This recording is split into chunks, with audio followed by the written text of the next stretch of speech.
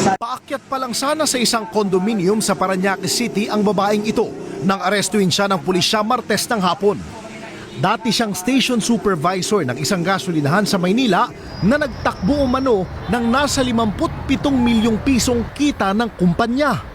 Ang ginagawa niya daw ay pinapalsify niya yung mga inire-remit niyang pera. For example, ang kanilang kita ay 800,000, ang binibigay niya lang 200,000, binabawas niya.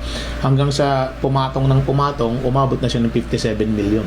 March 2024 nang magsimulang magtrabaho ang akusado sa naturang gasolinahan sa ilalim ng isang manpower agency.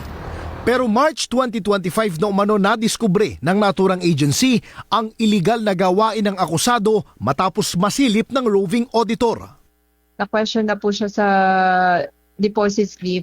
Ngayon, doon po siya nag-start na. Pinag-report ko po siya sana para sa office to conduct po ng admin hearings or mapagawa po siya ng explanation, makuhanan siya ng statement. Kaya lang, hindi na po talaga siya nag-report sa office. Kapansin-pansin din umano ang tila biglang pagyaman ng akusado. Meron po siyang mga napupost sa social media na magagarbo po yung mga gamit niya, branded po. Tapos madalas po niyang kasama yung family niya, get together. Hindi po akma dun sa kikitain niya sa amin as a station supervisor dun sa lifestyle niya po.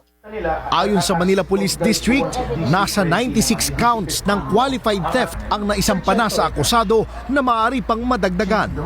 Kasi kahit na malaki yung pera, every commission counts. Hindi mo siya pwedeng gawing holistic. So every time na nagnakaw siya, isang count. So may bilangin natin. Nakapiit na ngayon sa custodial facility ng MPD ang akusado. Jesse Cruzat, ABS-CBN News.